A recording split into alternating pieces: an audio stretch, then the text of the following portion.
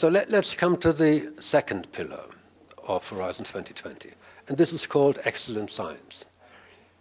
And it's primarily addressing, not only, the academic sector.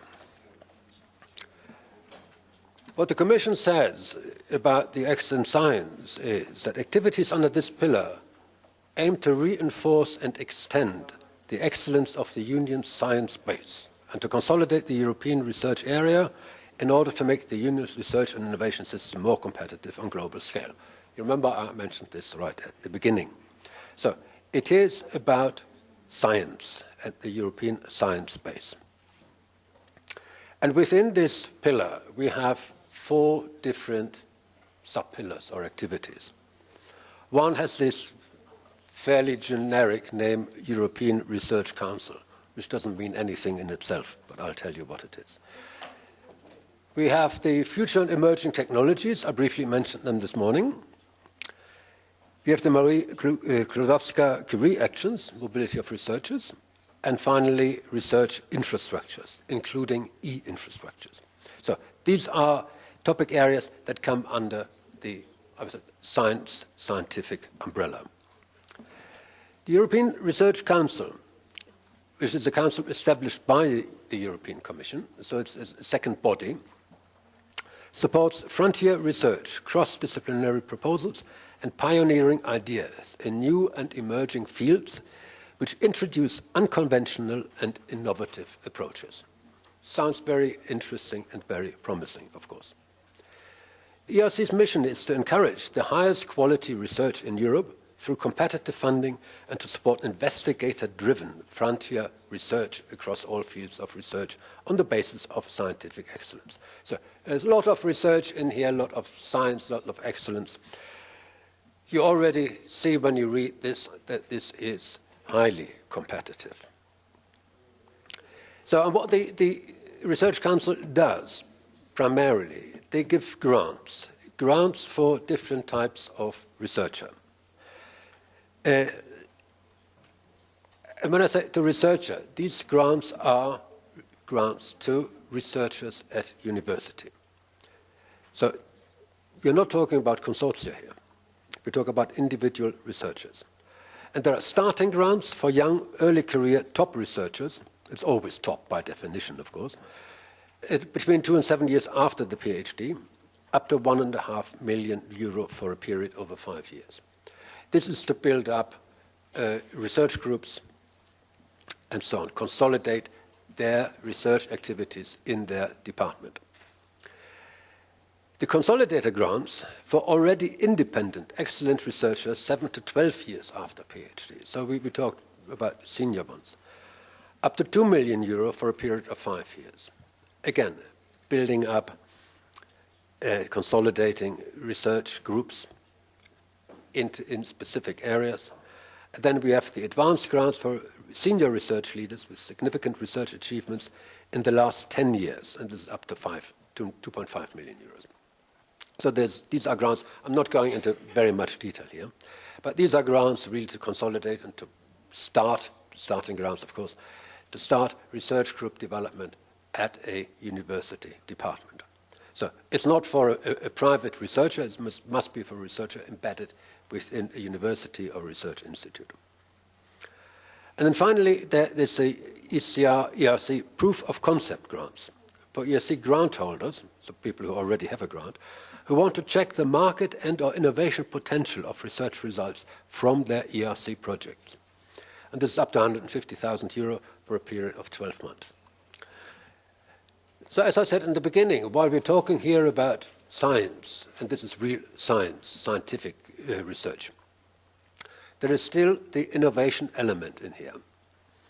The innovation element, and can only repeat it, in Horizon 2020 is everywhere. It's even here. So if you're a researcher, you have your research grants, you build up your research team, you have your specific topics in research, the Commission says, fine, but how about marketability? Is there a market potential in what you're doing? And of course, in practical terms, it's not a useful thing to ask the researcher, because it's not his task to find out, and he wouldn't be good at it anyway. He's good at doing his research. So they say, okay, we have 150,000 euros for a period over 12 months. You can also get somebody, a specialist, to check the market potential. So it's again a good idea to link research with innovation, even if on a small scale, but not just have arbitrary research which is just for its own sake. So that are the ERC grants. As I said, the structure is very simple. One partner, the researcher, one institution, the university he works on. That's it.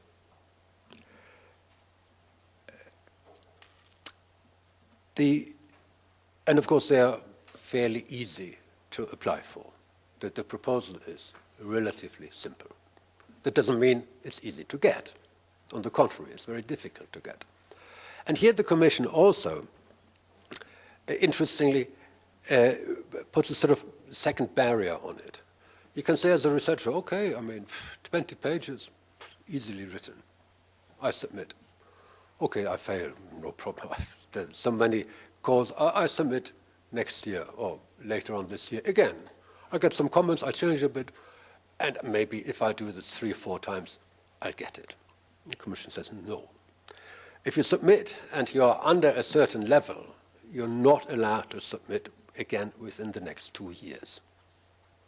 Because apparently your research, your ideas are not mature enough. They won't mature within 6 months, maybe possibly also not in 1 year. So you can apply again in 2 years. So as a researcher, you should think twice before writing a relatively simply to write proposal. So that's a sort of barrier the Commission puts on it. The next area is future and emerging technologies. These are actions that are expected to initiate radically new lines of technology through unexplored collaborations between advanced multidisciplinary science, cutting-edge engineering. Beautiful words. The first one is a very interesting one. It's the open one. And this funds projects in new ideas for radically new future technologies, whatever it may be. There is no work program. There is no guideline on what topics you should focus. No, it's open. I mean, it's up to you. If you have a bright new idea for radically new future technologies, and it should be radically new. It shouldn't be something with that, this is there, but I have a good idea how to improve that. No, this is not what is meant by this. And whatever area. Then we have the proactive one that is seeking to establish a critical mass of EU researchers in a number of promising exploratory research topics. Here we have a work program. So here are a number of topics. Again, it is future and emerging, so the flexibility is very high. But again, it is highly competitive. And you really need bright ideas. And then finally, we have 2 flagship, I think we have 2 at the moment, 2 flagship projects in the European Commission. And these are about 10 years initiatives. It's not really a project the way I explained it before. It's a flagship activity.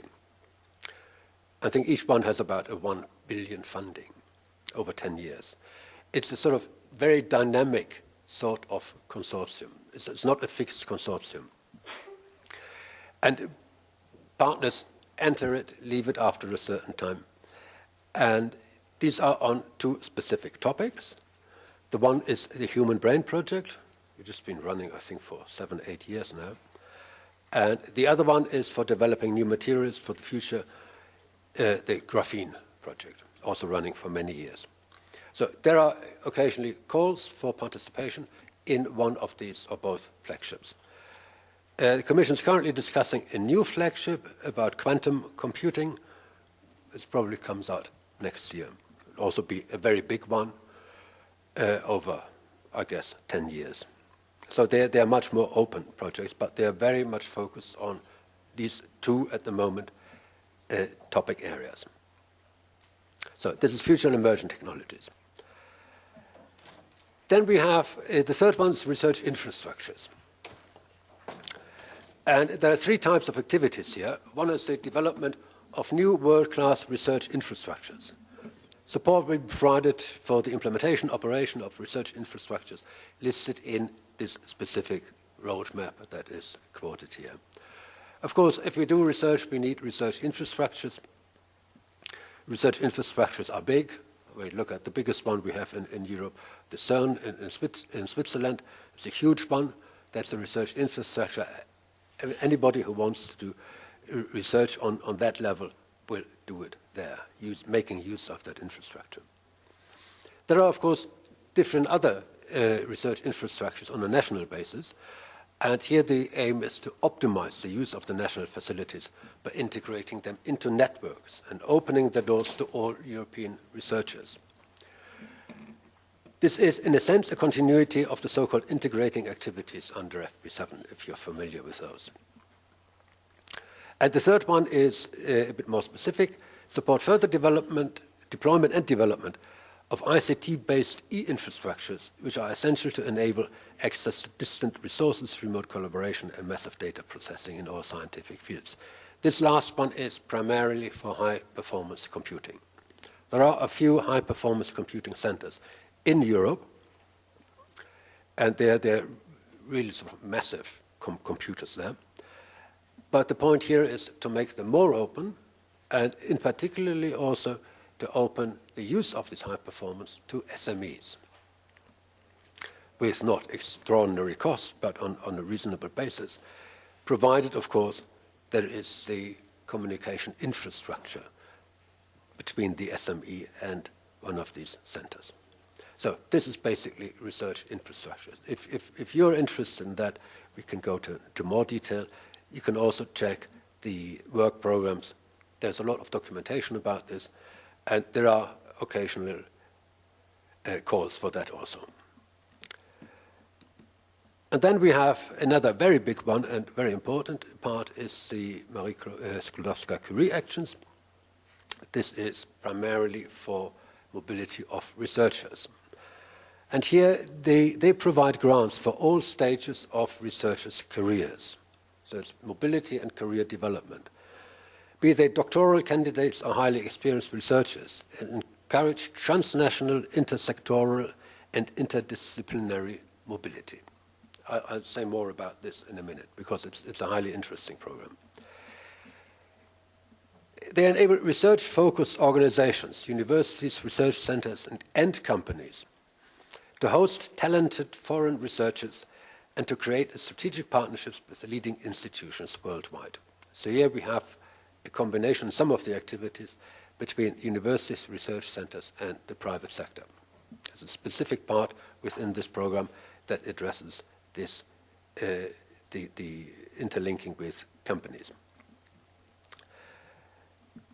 So a few words about the objectives. Main objective is to ensure the optimum development, dynamic use of Europe's intellectual capital in order to generate new skills and innovation.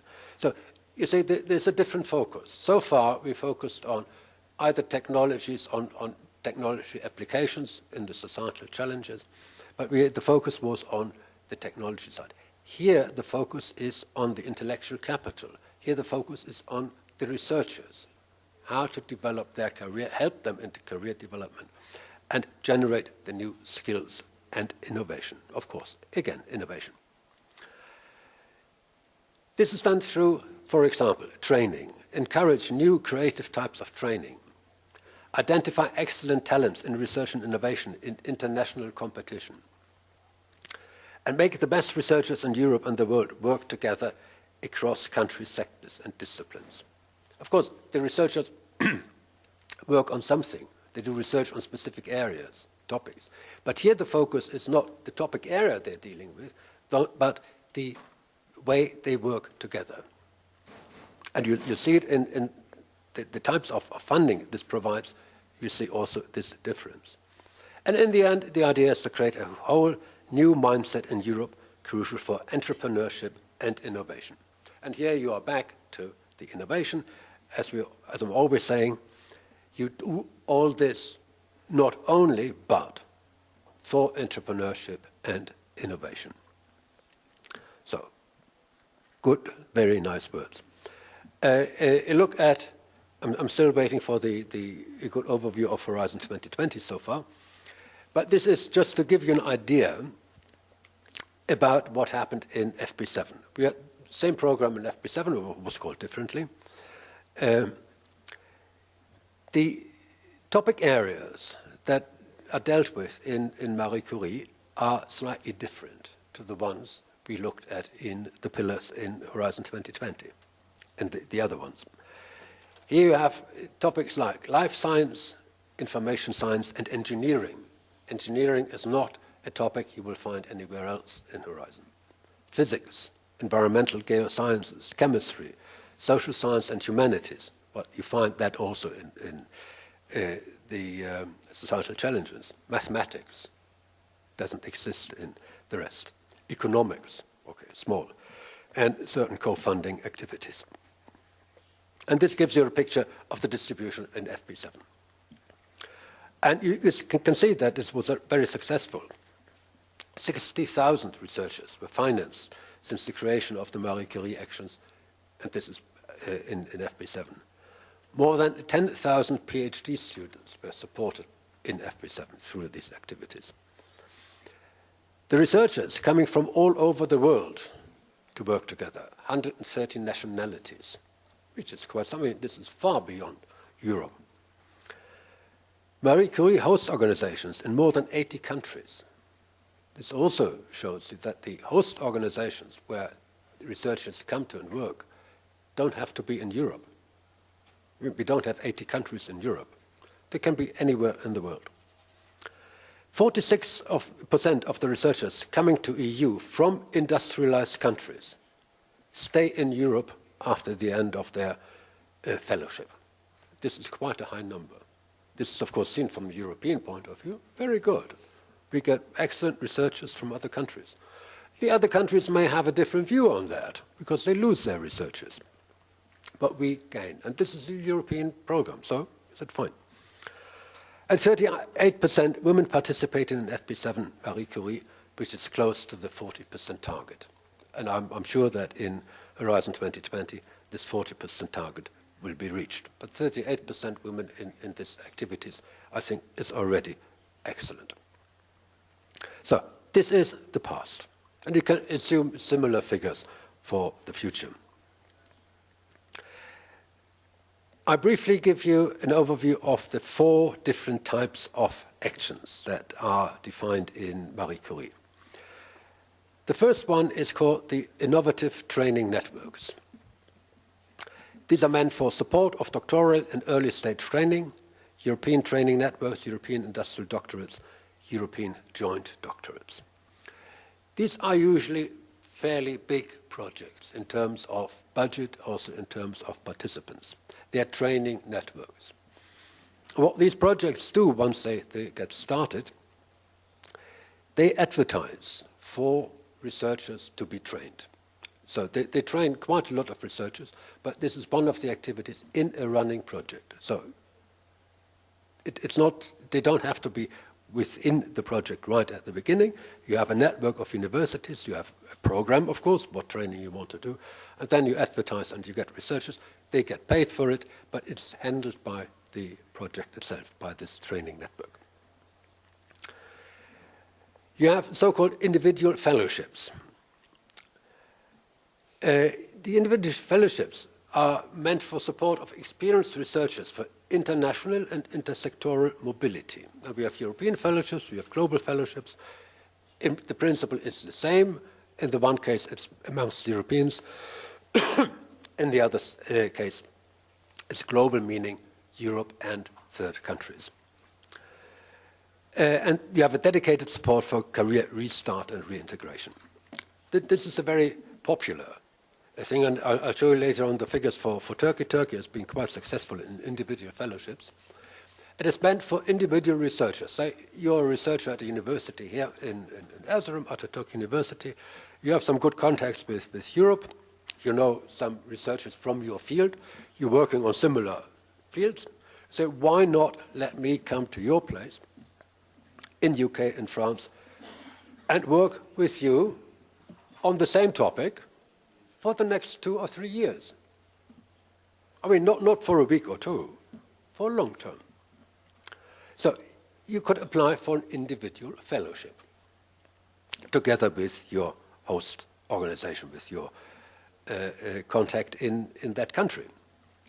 So and if you win everything, you go there, the Commission pays. Now, what does the Commission pay?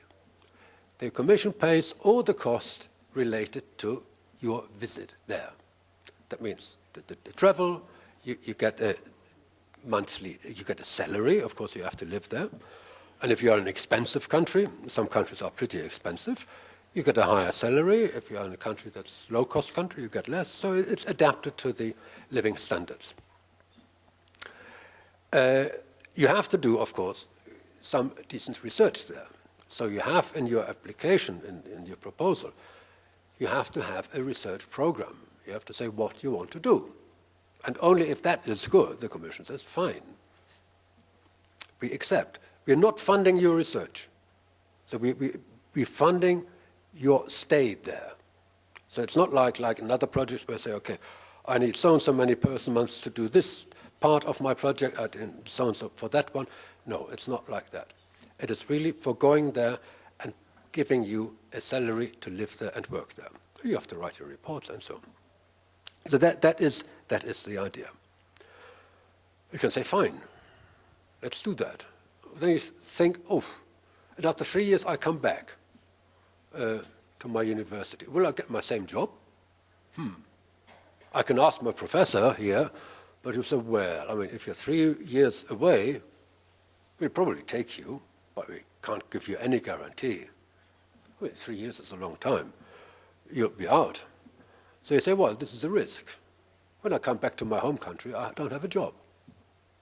Could be. So you can apply for a reintegration grant, because the Commission is pretty much aware of the fact that it may be difficult after a long time abroad to find your job again, or a job again, a decent one, in your own country. So there is a career restart and reintegration grant. The whole idea is, of course, when you go there, you're not just doing research. The whole thing, you remember, is for career development. Also, the individual fellowship is meant for career development. So you'll be trained there on aspects you haven't been trained on in your own university. You'll also train the people there with aspects that you bring from your university. So it's a mutual training. But the idea is that you develop your career. And it's also one thing you have to describe in your proposal. How are you going to develop your career? What is it what you want to do when you come back? You must have a step in your career. And then, of course, you want to find a job when you come back. That's the career restart. So a very interesting program. The third one is different. This is called Research and Innovation Staff Exchange. International intersectoral cooperation through the exchange of staff.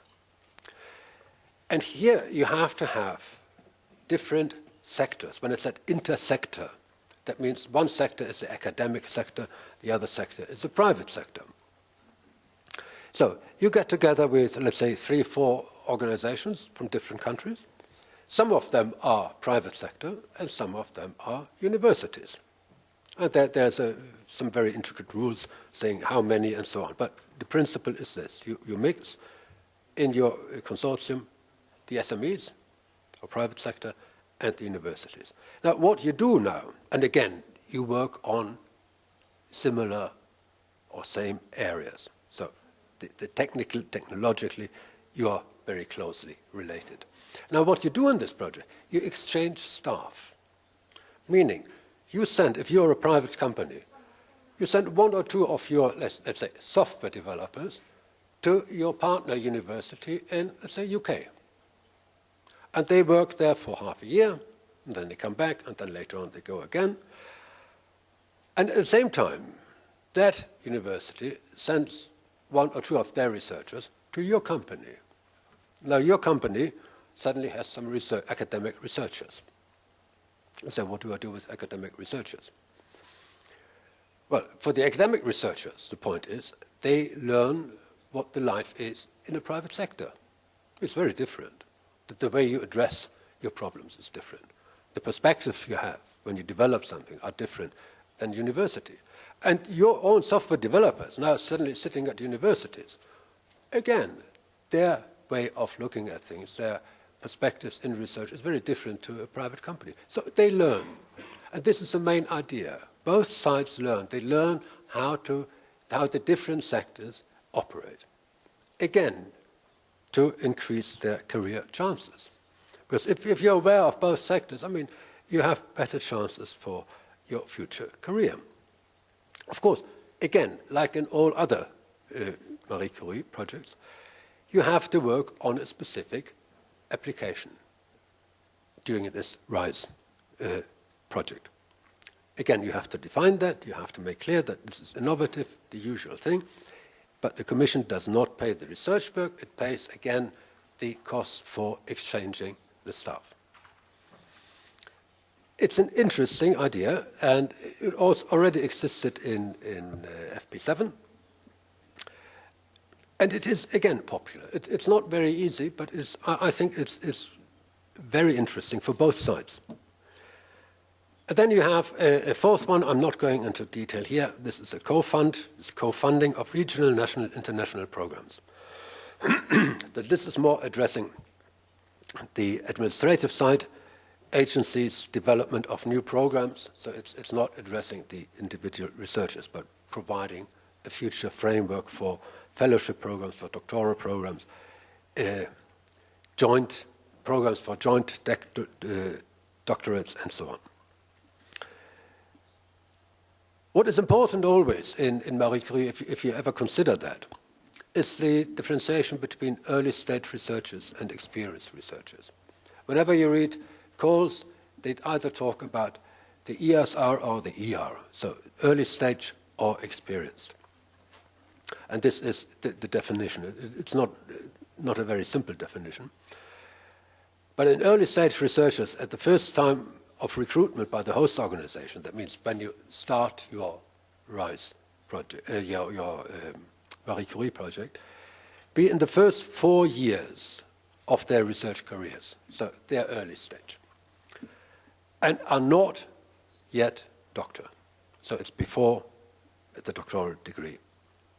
Experienced researchers shall, at the deadline for the submission of the proposal, be in possession of the doctoral degree and have at least 4 years of full-time equivalent research experience. So the one is for early ones up to 4 years without a doctoral degree, and the other ones is 4 years and longer, but with doctoral degree. There is always this differentiation. If you get it wrong, you lose your proposal simply because of ineligibility. Be aware of this. So innovative training networks, I already mentioned that. We can skip this individual fellowship. I think this is a more interesting one for you. Enhancing the creative and innovative potential of experienced researchers who wish to diversify their individual competence in terms of skills acquisition through advanced training, international, intersectoral mobility. A researcher who says, well, fine, I've got my job here at university. It's a public university, so in a sense I'm a public servant. Nothing will happen to me. If I don't do anything wrong, I'll stay here until the end of my life. Fine, good. There are those people. They wouldn't apply here. But if you are a researcher who said, yeah, I already spent some years here at my university, I want to diversify. I mean, just finding another job at another university is theoretically possible. Practically, it's difficult. Why can't I do it with something like individual fellowship?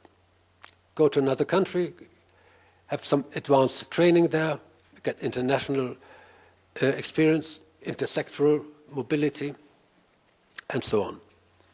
So this is the idea, to acquire and transfer new knowledge and to work on research in a European context. Again, the European context is important, or even outside Europe, but international. Gain experience there. So, support is foreseen for individual transnational fellowships awarded to the best or most promising researchers for employment in EU member states associate countries based on an application made jointly by the researcher and the host organization, be it academic or not academic sector.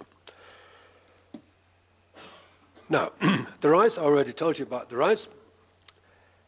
This promotes international intersectoral collaboration through research and innovation staff exchange. Here again, the idea is sharing knowledge from ideas and ideas from research to market and vice versa. Again, the market element is strong here because you have the private sector involved. And it's, of course, also for the advancement of science and the development of innovation. So I'm skipping the rules here. I'll give you an example. Before I give the example.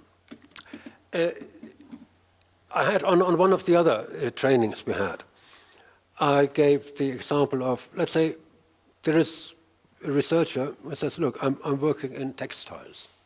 There are very modern textiles nowadays called e-textiles, which is that you have an integration of electronics and textiles. And he wants to know, is there anything in Horizon 2020 for me? It's new, it's innovative. You can go through Horizon 2020 what you want, enabling technologies, societal challenges. There's nothing for textile in there. This is not a topic. So you would say, sorry, there's nothing for you there. Forget Horizon 2020. No, that's the wrong conclusion. Think about RISE. It's a slightly different sort of perspective, but if you want to do some more development on your e-textiles, and you're prepared to get into contact with a collaboration even, with the university to help you, and how about the RISE? Because here you have the private sector, you have the university. Whatever topic area, RISE doesn't prescribe any topic areas. It can be anything. So, maybe. And here is the example. E-text welding of e-textile for interactive clothing. It may sound like a strange title, but there it is. It's a running project. Coordinator is Istanbul Technical University. And this project will not only help to develop future generations of entrepreneurial researchers, more capable and contributing effectively, blah, blah, blah, to the e-textile, add to the intersectorial and transnational employability of these researchers. This is the only thing you have to add. You want not only do your work on the e-textiles, but you also want to extend a bit for the international, transnational employability. And then you can apply for it. So this is a project. Funding is 1 million. It's not very big, but then again, it's better than nothing. You have partners. The rest looks very much like any other project. As I said, there are specific rules where your partners have to be, what sectors and so on, but you have your partners from France, from Greece, another one from Turkey, another one from Greece, and one from Slovenia.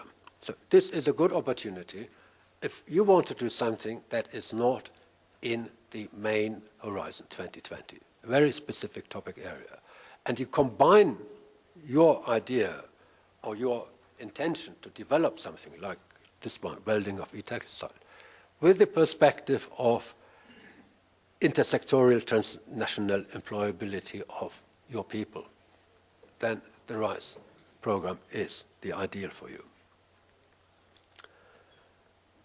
And you see now that not only I find this very interesting. So just a comparison, Turkish participation in the People, FP7, and the new Marie Curie. Of course, the Horizon 2020 is a lower figure. It's only running for 2 years. But you see, if you make an extrapolation, it's running quite well. What are the interesting topic areas? And you see here, the individual fellowships and the RISE are the most popular ones in Turkey. So we have 20, but by the time the statistics were made, I think it's roughly the first 2 years, 20 individual fellowship projects in Turkey, 16 RISE. And this is quite a good number, the RISE, because I think the RISE is a very interesting one. It brings the two sectors together and is closer to innovation, of course, as anything else.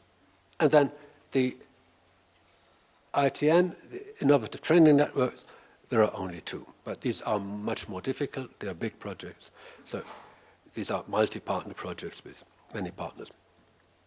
So we have one NCP, and I didn't mention the night, Researchers' Night, this one, the very specific one, which is more like bringing science, research to the ordinary people.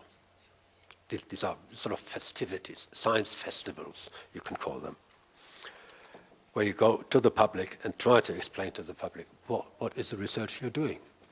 I mean, the general public knows the word research, but what it means, who knows? So this is an idea to bring it to the public. So this is Marie Curie, and I think you saw some other statistics. Turkey is doing very well in Marie Curie. And I'm sure it will continue like this. So this was the excellent science.